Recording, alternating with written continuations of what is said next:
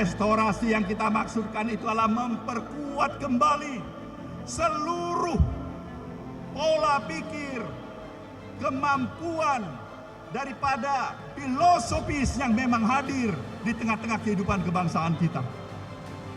Kearifan lokal yang ada, adat, istiadat, konstitusi, Undang-Undang Dasar 45 yang utuh itu, saudarakan, kita ingin lakukan kembali penguatan terhadap semua sistem nilai itu, termasuk ideologi dasar negara kita yang Pancasila ini.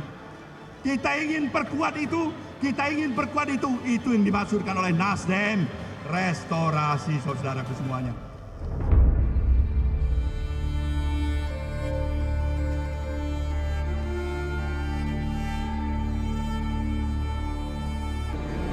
Sejak didirikan pada tahun 2013 lalu, Partai Nasdem telah memiliki semangat gerakan perubahan untuk merestorasi Indonesia. Nasdem menjadi satu-satunya partai baru yang berjaya secara elektoral pada pemilu 2014 dan pemilu 2019. Kejayaan Partai Nasdem di kancah perpolitikan nasional tidak terlepas konsistensi politik tanpa mahar yang sudah diusung sejak awal. Politik tanpa mahar membuat Partai Nasdem mudah membangun koalisi untuk mengusung para calon kepala daerah. Nasdem berada satu langkah lebih maju dibandingkan partai lain yang masih kesulitan mengusung calon kepala daerah karena terhambat kepentingan mahar. Hasilnya terbukti, Pilkada serentak Provinsi 2018 memberi angin segar bagi Partai Nasdem. Dari 17 provinsi, pasangan calon yang diusung Partai Nasdem unggul di 11 provinsi dan melampaui target 10 kemenangan dari yang ditentukan oleh DPP. Partai Nasdem juga berhasil memecahkan rekor keterwakilan perempuan yang pernah dicapai partai politik di Indonesia. Sebanyak 32,2% dari total caleg yang lolos ke Senayan adalah perempuan. Angka tersebut menjadi rekor tertinggi dalam sejarah perpolitikan di Indonesia. Sikap idealisme politik tanpa mahar dan koalisi tanpa syarat yang ditanamkan membuat Partai Nasdem tidak dipandang sebelah mata. Nasdem menjadi partai politik baru yang justru berkontribusi besar terhadap kemenangan Joko Widodo di pemilihan presiden selama 2 periode berturut-turut. Bahkan Partai Nasdem juga berkomitmen untuk terus mengawal pemerintahan Joko Widodo dan Ma'ruf Amin hingga akhir masa jabatan. Semuanya dilakukan demi restorasi Indonesia, demi melanjutkan jalannya roda pembangunan, dan demi menjaga marwah konstitusi agar selalu tegak lurus dengan Undang-Undang Dasar 1945.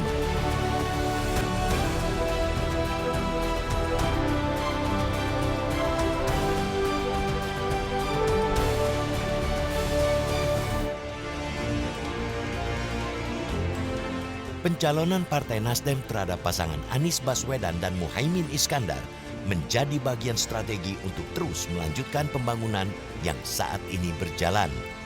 Pasangan Anies Baswedan dan Muhaimin Iskandar memiliki pemikiran dinamis dan moderat untuk membangun Indonesia ke arah yang lebih baik lagi. Inilah yang wajib diperjuangkan dan terus dikawal oleh seluruh kader Partai Nasdem agar pasangan Anies Baswedan dan Muhaimin Iskandar meraih kemenangan dalam pemilu 2024 nanti. Seperti yang pernah dikatakan pendiri bangsa ini, Republik Indonesia merupakan negara untuk semua, bukan negara untuk satu orang, bahkan satu golongan saja. Tidak ada lagi kami atau kalian. Yang ada hanyalah kita semua, Indonesia.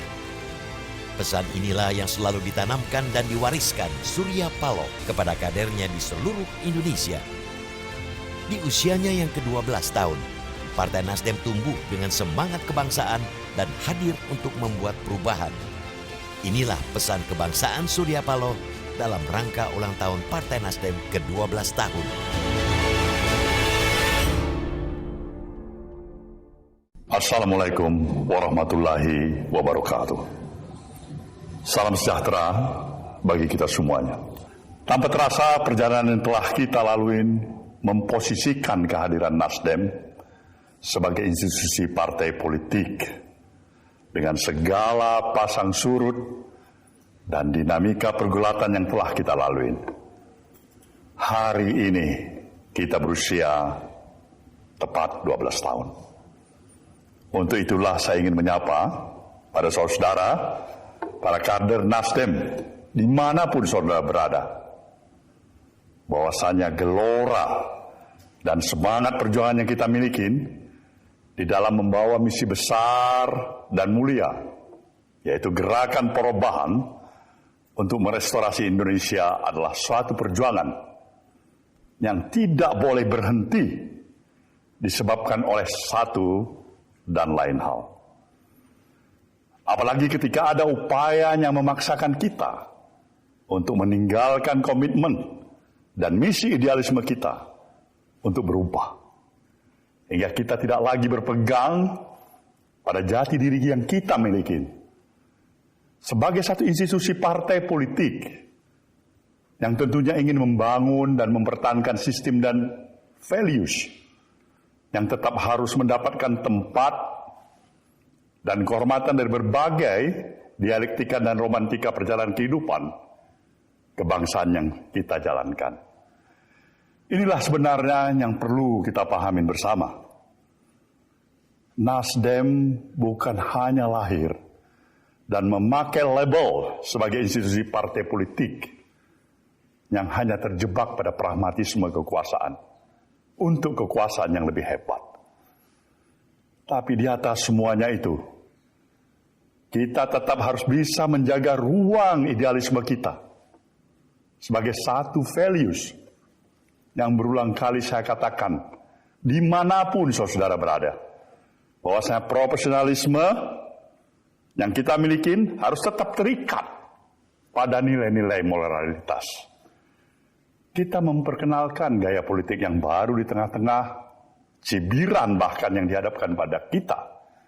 Ketika kita memperkenalkan politik tanpa mahar sebagai satu bagian konsistensi dan sumbangsi yang ingin kita berikan dalam upaya mempertahankan nilai dan values dari apa yang kita katakan sebuah moralitas dari satu interaksi kehidupan keseharian kita. Demikian juga ketika kita ingin menjaga kebebasan ruang berpikir kita, berpikir secara bebas tanpa ada hambatan atas dasar kepentingan apapun, agar kita tidak terjebak pada pragmatisme kekuasaan. Kita mempunyai satu keyakinan bahwasanya pemikiran-pemikiran yang kita lakukan sebagai sebuah gerakan. Nah, inilah yang saya maksudkan dengan sebuah gerakan yang kita beri nama gerakan perubahan. Tidak hanya sekedar menjaga kewarasan berpikir yang kita miliki, tapi juga kemampuan untuk berani melakukan evaluasi diri dengan sistem pola pikir dan sikap netral yang kita miliki. Hingga bisa menemukan suatu budaya baru kembali untuk menjaga azas kepantasan, azas kepatutan dari sebuah sistem nilai bermasyarakat. Hari ini kehidupan perjalanan berbangsa dan bernegara sedang mengalami dinamika, ya, pasang surut yang menguras energi kita semuanya.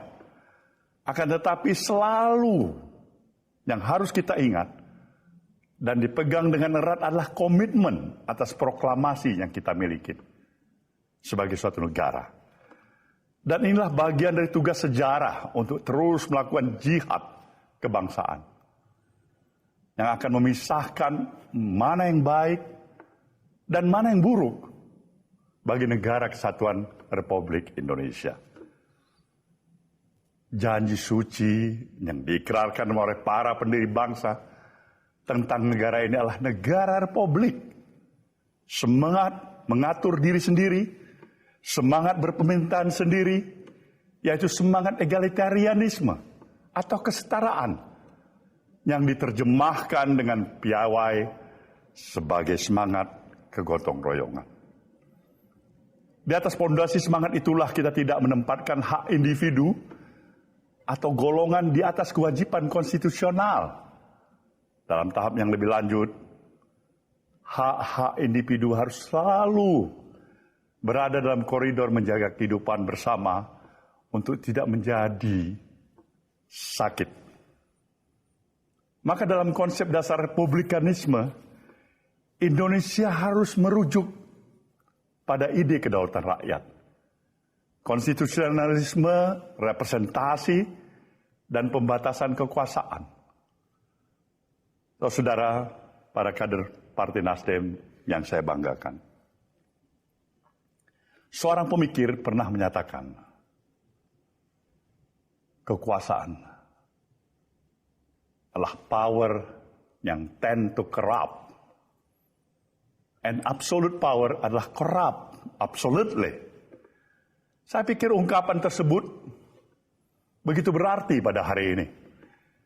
Negeri kita ini, mau tidak mau, suka atau tidak suka, telah menimbulkan keprihatinan yang luar biasa terhadap kita semuanya, warga negara bangsa ini. Awalnya kita melihat segala bentuk penyelewengan itu hanya berada di level tertentu. Namun semakin ke sini, kita semakin menyaksikan hampir di semua level. Gejala seperti itu sudah sedemikian memprihatinkan. Dalam falsafah Pancasila, kekuasaan itu jelas diberikan oleh Tuhan Yang Maha Esa melalui tangan-tangan rakyat, melalui suatu mekanisme pemilihan umum. Ketika kekuasaan itu sudah diraih, maka itu harus digunakan dalam rangka membangun kehidupan bernegara dan berbangsa. Tentunya secara baik dan benar, secara sehat, dan tentu sekaligus yang bermartabat, sebagaimana yang telah diamanatkan oleh konstitusi. Pancasila sendiri adalah azas kehidupan bernegara, yang di dalamnya terkandung nilai-nilai keluhuran bagi kita sebagai suatu bangsa. Bangsa ini dituntut untuk rendah hati, bahwa segala yang kita miliki ini adalah sebagai anugerah dari Sang Maha Pencipta. Para pendiri bangsa ini telah merumuskan nilai-nilai dari prasa keadilan sosial, bukan kesejahteraan sosial atau kemakmuran sosial. Keadilan adalah hukum yang universal agar kehidupan di dunia bisa berjalan sebagaimana mestinya.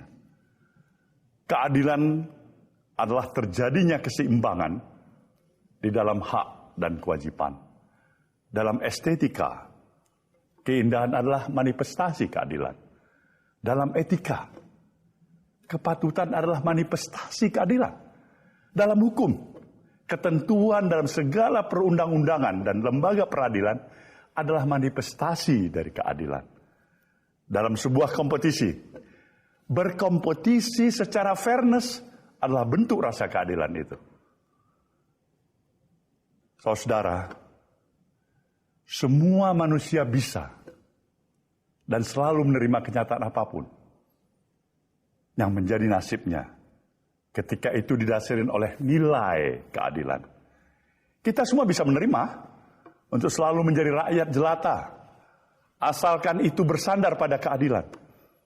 Sebaliknya kita tidak bisa tinggal diam ketika ada penguasa kekuasaan yang berlaku tidak adil demi kepentingan tertentu, demi kepentingan kelompoknya. Bangsa kita bisa menerima kenyataan apapun. Bahkan bangsa kita menerima kenyataan apapun, baik itu pahit, getir, duka, nestapa, asalkan ia lahir dari perilaku yang berdasarkan nilai keadilan, nilai kepatutan, dan kepantasan. Sebaliknya, sejahtera apapun, semakmur apapun suatu bangsa, jika tidak ada keadilan di dalamnya, maka gugatan demi gugatanlah yang akan terus datang silih berganti. Keadilan adalah rasa. Keadilan adalah spiritualisme. Keadilan adalah nilai yang senantiasa membimbing manusia pada hidup yang sesuai dengan sunatullah. Itulah mengapa di dalam negeri yang makmur dan sejahtera tetap ada lembaga peradilan itu. Itu karena keadilan bukan hanya tentang kemakmuran dan kesejahteraan saja. Para kader Nasdem yang saya banggakan, dalam situasi yang krisis akan selalu ada sesuatu yang melahirkan jiwa-jiwa yang rapuh tanpa pijakan yang kuat, sehingga muncul semangat oportunisme, coba-coba mencari untung di tengah-tengah merosotnya pamor dan kepercayaan kepada lembaga-lembaga negara. Mereka bahkan biasanya adalah orang-orang yang terdidik, yang terpelajar, dengan berbagai keistimewaan yang melekat pada dirinya. Bukannya menyororkan jiwa dan raganya untuk kemaslahatan publik, mereka malah menggadaikan kemaslahatan publik untuk keselamatan jiwa dan raganya seorang. Kepakaran dan saluran yang dimilikinya dalam kehidupan bernegara memberikannya dua pilihan. Pertama, menyelamatkan. Dan yang kedua, memanfaatkan. Sayang 1000 kali sayang. Pilihan pertama adalah jalan sunyi, yang jarang diambil sebagai pilihan pertama dan tentunya yang utama. Yang kedua adalah jalan yang gemerlap, penuh keistimewaan. Disinilah janji-janji kejayaan sebagai pribadi dihelatkan. Maka hari-hari ini kita melihat betapa banyaknya upaya membawa negara dan aparaturnya melayani kepentingan pribadi dan golongan. Upaya membawa negara dan aparaturnya kepada kepentingan praktis macam itu telah melahirkan social distrust, ketidakpercayaan sosial, ketidakpercayaan rakyat pada negara. Kritik kemudian muncul dalam bentuk sinisme dan cemoohan yang sudah sangat kasar sebagai bangsa yang beradab. Tentu negara mengalami penurunan derajat kewibawaan pada tingkatan yang paling rendah. Rakyat mengalami kesulitan menempatkan kepercayaannya kepada siapa. Maka hari-hari ini akan mudah sekali kita menemui rakyat yang merasa cukup dapat memerintah dirinya sendiri. Saat ini kita berada di ujung tanduk kerusakan yang paling mencemaskan sepanjang kehidupan berbangsa dan bernegara. Kita berharap semua pemimpin nasional dan rakyat tidak kehilangan kontrol, loss of control. Saudara, para kader yang saya banggakan, belajar dari berbagai peradaban yang besar. Kehilangan adab adalah selalu melahirkan kebingungan ilmu dan melahirkan pemimpin palsu. Seorang pemimpin dengan begitu bukanlah mereka yang dipuja saat cemerlang dan dihujat saat redup. Seorang pemimpin adalah otentitas dalam kerelaannya untuk mengorbankan dirinya dalam mencapai keadilan dan kemakmuran bagi rakyatnya. Pemimpin adalah mereka yang akan menggenggam konstitusi lebih erat dibandingkan ikatan paling primer dalam dirinya. Kesejatian ini hanya akan terlihat dalam ujian menghadapi masa-masa menentukan. Masa-masa yang dalam bahasa Bung Karno selalu ditegaskan, very close. Masa-masa yang berbahaya sebagai bangsa. Pertarungan besar sedang terjadi karena 1-2 kelompok akunturir yang siap mencadangkan kepentingan rakyat untuk sekedar meraih kekuasaan. Kita sebagai bangsa tentu menginginkan yang terbaik bagi kelanjutan perjalanan kita ke depan. Meskipun masa-masa ujian pasti ada, tapi semangat kebangsaan adalah nalar yang harus dijaga sepanjang hayat kita masih dikandung badan. Kita tidak bisa melihat saat ini sekian banyak maling yang teriak maling. Sekian banyak pula yang telah menjadi musang berbulu ayam. Kita berada pada compang-campingnya etika dalam kehidupan berbangsa. Kita sedang menyaksikan ciri-ciri kemunafikan bekerja. Mereka yang berusaha menghindari suatu kejahatan dengan melangkah menuju kejahatan lain yang berlawanan. Saya kutip satu pesan dari Bung Adam Malik dalam In the Service of Republic. Dalam permainan ini, cepat atau lambat, semua orang harus pergi. Penguasa akan hilir mudik berganti. Politisi pun demikian juga. Namun, negarawan akan selalu berada dan hidup di tengah-tengah rakyat dan bangsanya. Kita selalu ingat pesan khusus pada pemimpin-pemimpin kita terdahulu untuk selalu mendem jero mikul dhuwur, mengubur dalam-dalam, memikul tinggi-tinggi. Setiap pemimpin pasti ada kekurangan. Pasti ada kesalahan. Namun setiap pemimpin selalu ada pencapaian yang gilang gemilang. Itu yang kita katakan sebuah legacy yang dia harus diangkat sebagai contoh teladan. Satu ujian penting dalam hidup berbangsa dan bernegara bukanlah apakah akan muncul tokoh-tokoh sekaliber para pendahulu kita. Tetapi melainkan apakah pemimpin formal atau informal yang terutama organisasi kemasyarakatan, organisasi termasuk partai-partai politik berani bertindak untuk mencegah kerusakan yang terjadi pada bangsa dan negara. Republik ini membutuhkan keberanian untuk tetap waras dalam berpolitik, untuk tetap selalu memegang prinsip-prinsip dalam konstitusi. Tidak ada kekuasaan besar maupun kecil yang pernah diizinkan bertakhta terus-menerus sepanjang zaman. Sejarah telah menyampaikan kepada kita bahwa berapa besar pun kekuasaan seorang manusia, di satu waktu dia akan berakhir juga.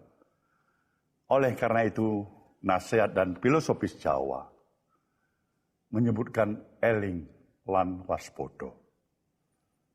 Kita dituntut untuk senantiasa waspada agar tidak mudah tergiur oleh segala godaan. Sesaat ketika kita tengah berkuasa, kontrol diri. Jangan sampai lewatin batas yang merugikan orang lain. Ingatlah pula pepatah tentang apa yang akan ditinggalkan oleh seorang manusia. Bukan gading, bukan belang, melainkan nama baik yang akan ditinggalkan dari seorang manusia. Terlebih ketika dia pernah menjadi penguasa. Saudara para kader yang saya banggakan, sebagai institusi partai, tentunya Nasdem dalam hal ini akan menjadi bahagian yang terus berikhtiar dalam menjaga nalar republikanisme di negara kesatuan Republik Indonesia. Untuk terus meneguhkan semangat perubahan dalam diri kita sebagai satu institusi partai politik. Tidak hanya sekedar terjebak pada nilai-nilai pragmatisme semata-mata. Kita bukan hanya berbicara, kita menginginkan sebuah tindakan dan kerja-kerja nyata sebagai satu kesatuan gerakan perubahan. Untuk itulah Partai Nasdem sekali lagi ingin berada di tengah-tengah denyut perubahan, semangat dalam mencapai upaya-upaya menuju kesejahteraan dan keadilan bagi rakyat Indonesia. Inilah jalan restorasi Indonesia. Pada hari-hari di mana kita berada dalam atmosfer kontestasi, baik pemilu legislatif dan presiden. Tentu hari-hari ini akan dipenuhi dengan berbagai gesekan kepentingan, baik pribadi maupun kelompok. Gesekan kepentingan ini mungkin menjauhkan kita dalam kepentingan sesaat.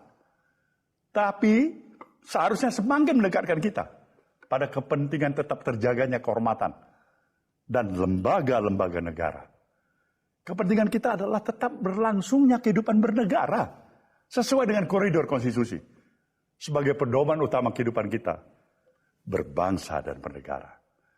Dengan segala kesadaran dan sikap yang telah kita tetapkan di satu dan lain hal, kita pasti nantinya mendapati sejumlah perbedaan dengan pihak-pihak lain. Tapi saya merasa itu merupakan hal yang lumrah dan niscaya seperti apa adanya. Sangat manusiawi. Kiranya dalam persaingan tersebut, maka sikap perilaku manusia selalu diwarnai oleh kepentingan dari berbagai kepentingan yang diinginkannya. Dalam situasi yang kita prediksi akan semakin panas, dalam seluruh perbedaan kepentingan yang akan dibutuhkan kejernihan berpikir. Sehingga perbedaan yang terjadi tetap berada dalam konteks kedewasaan sikap. Hati boleh panas, tapi kepala tetap dingin.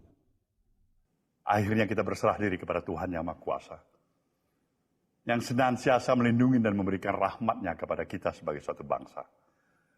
Saya yakin dan percaya dengan seluruh bangun kesadaran yang kita miliki, dengan hati dan nurani yang masih ada pada kita, di bawah kepemimpinan para pemimpin negeri ini, untuk memulai dengan satu keyakinan dan tekad, menempatkan kepentingan nasional di atas kepentingan segalanya. Semoga Tuhan memberikan ridho-Nya kepada kita semuanya. Dirgahayu Partai Nasdem, jayalah Indonesia. Wassalamualaikum warahmatullahi wabarakatuh.